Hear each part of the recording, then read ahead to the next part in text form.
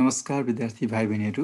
यो भिडियोमा हामीले प्याराबोलाको भर्टेक्स निकाल्ने फर्मुलालाई डिराइभ गर्नेछौँ। हामीलाई y = ax² + bx + c भनेर एउटा क्वाड्रेटिक फर्ममा हामीलाई प्याराबोलाको इक्वेसन दिएको छ। अब यो प्याराबोलाको भर्टेक्स चाहिँ के हुन्छ होला भनेर हामीले निकाल्नु पर्यो भने हामीले ध्यान दिनुपर्ने कुरा हामीले त्यो इक्वेसनलाई यो फर्ममा कन्भर्ट गर्छौँ है। जस्तै हामीलाई यो y = ax² + bx + c दिएको छ। अब हामीले यसलाई ट्रान्सफर्म गर्छौँ यो फर्ममा y = a times x - h whole square plus k हो। यस्तो टाइपको बनाउँछौँ किनभने यस्तो टाइपमा बनायो भने हामीले प्याराबोलाको भर्टेक्स सजिलैसँग पत्ता लगाउन सक्छौँ, किनकि यो फर्ममा भएको कुनै पनि इक्वेसनमा हामीले भर्टेक्स खोज्नु पर्यो भने h, k भनेर हामीले भर्टेक्सलाई खोज्न सक्छौँ। यसले चाहिँ यो h, k ले चाहिँ भर्टेक्सलाई रिप्रेजेन्ट गर्छ। h भनेको भर्टेक्सको x कम्पोनेन्ट, k भनेको भर्टेक्सको y कम्पोनेन्ट। अब यो गिभन इक्वेसनलाई हामीले यतातिर लैजानु पर्यो। यतातिर लैजाने क्रममा अब हामी कसरी जान्छौँ भन्दा चाहिँ मैले यहाँनिर अगाडि बढ्ने प्रयास गरेँ। y = अब हेर्नुहोस् है, सबभन्दा पहिला त मैले यसलाई होल स्क्वायर टाइपको बनाउने प्रयास गर्छु। यो a टाइम्स x - h को होल स्क्वायर a कमन लियौँ पहिला। a कमन लियो भने भित्र के बाँकी रहन्छ तपाईलाई थाहा छ। कमन लिनु भनेको भित्रपट्टि डिभाइड गर्नु हो। ax² कमन लिएपछि अब भित्र ax² लाई a ले डिभाइड गर्नु पर्यो। a ले डिभाइड गर्यो भने x² मात्र बाँकी रह्यो। त्यसैगरी bx बाट a कमन लिनको लागि चाहिँ a ले bx लाई डिभाइड गर्नु पर्यो अनि bx अपन a बाँकी रह्यो। मैले यहाँसम्म a चाहिँ कमन लिएँ है। अनि यो c लाई चाहिँ एज इट इज मैले राखिदिएँ प्लस c भनेर। y = फेरि यसलाई सल्भ गरौँ, अगाडि बढौँ। सो y = अब हामीले यहाँ चाहिँ ax - h को होल स्क्वायर जस्तो बनाउनु पर्ने छ यहाँ। त्यसैले होल स्क्वायर फर्ममा बनाउनको लागि के हुनु पर्यो, a² + 2ab + b फर्ममा b² फर्ममा आउनु पर्यो। त्यसैले यो a² को ठाउँमा त यो छँदैछ a² प्लस अब 2ab जस्तो बनाउनु पर्यो है, प्लस 2a को ठाउँमा x भ्याल्यु अनि b को ठाउँमा हेर्नुहोस् है, bx/a बाट हामीले 2x लेख्यो भने के बाँकी रह्यो, b/2a बाँकी रह्यो। किनकि 2 त हामीले एक्स्ट्रा थपेको हो, जति थप्यो त्यति नै डिभाइड गर्दा पक्कै पनि फरक नपर्ला हैन। जस्तै यो 2 र 2 क्यान्सल भएर आखिर bx/a नै आउनेछ, हो कि हैन। त्यसको मतलब यो a² + 2ab जस्तो देखियो। अब यहाँ हामीलाई b² बनाउनु पर्यो, b² को ठाउँमा b/2a हुने भयो। सो b/2a को होल स्क्वायर। अनि यो पोर्सन पनि हामीले एडिसनल थपेको पोर्सन हो है, b/2a को यो होल स्क्वायर भनेर हामीले यहाँ लेख्न सक्छौँ।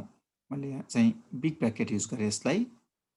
ओके, अब यो a² + 2ab + b² जस्तो देखियो। यो भाग त माथि छैन, b/2a को होल स्क्वायर छैन भने यसलाई क्यान्सल पनि गर्नु पर्यो, माइनस b/2a को होल स्क्वायर भनेर मैले यहाँ लेख्न मजाले सक्छु।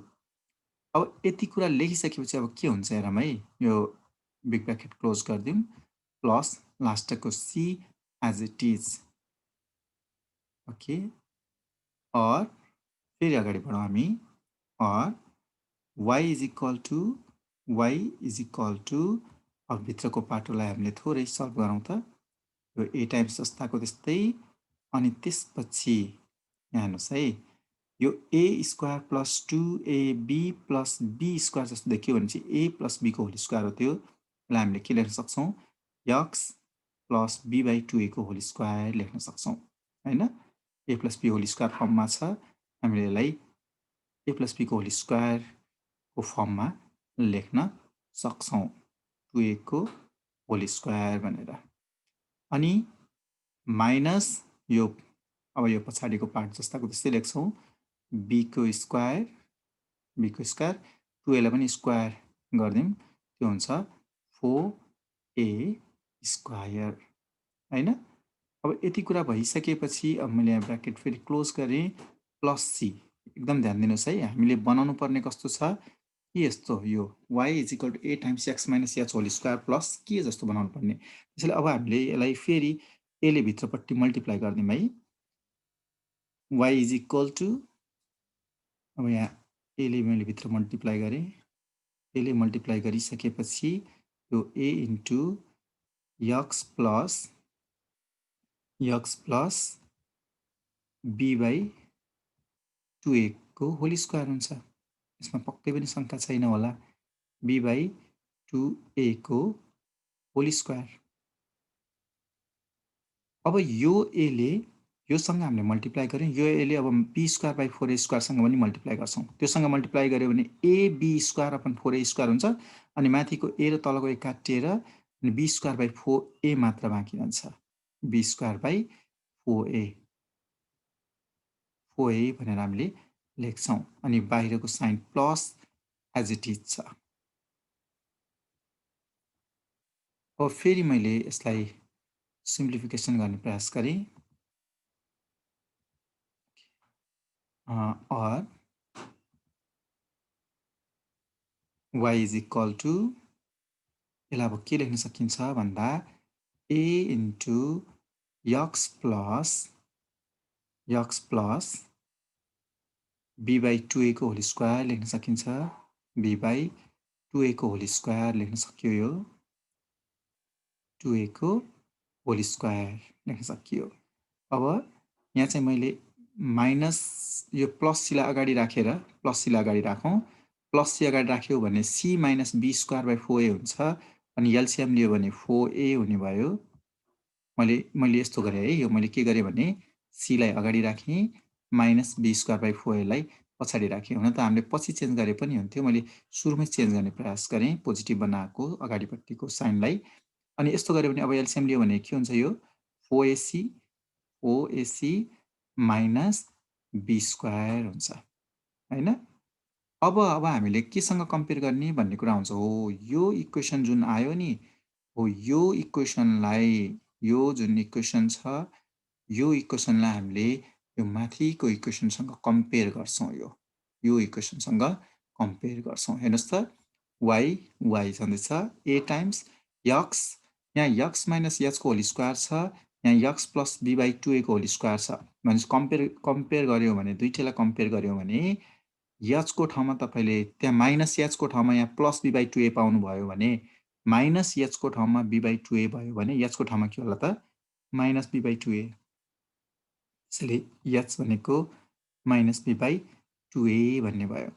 अनि हेर्नुस् है a times x - h whole square plus k छ a टाइम्स x - h को होल स्क्वायर प्लस के को ठाउँमा त्यहाँ तपाईले के पाउनुहुन्छ 4ac minus b² upon 4a 4ac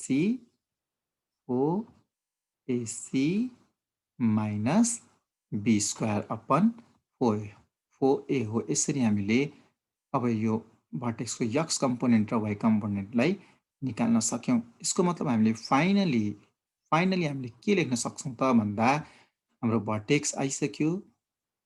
so vertex हामीले भर्टेक्स लेख्न सक्छौं। भर्टेक्स त्यो प्याराबोलाको भर्टेक्स के रहेछ भनेर लेख्नु पर्यो भने के रहेछ त भन्नुस् त। ओके सो भर्टेक्स भनेको h के हो, h भनेको पनि हामीले निकालिसक्यौं, k भनेको पनि हामीले निकालिसक्यौं है। h भनेको चाहिँ कति छ minus b/2a is equal to h भन्नाले माइनस b/2a भनेर लेखौं यसलाई। त्यसै गरी k भनेको चाहिँ 4ac माइनस b²/4a भनेर छ, त्यही लेखौं 4ac यो 4ac okay minus b²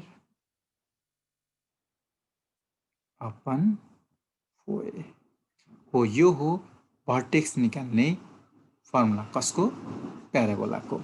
job parabola y is equal to ax² plus bx plus c फर्ममा हामीलाई दिएको हुन्छ त्यो बेला हामीले भर्टेक्सलाई यसरी निकाल्छौं। Thank you so much.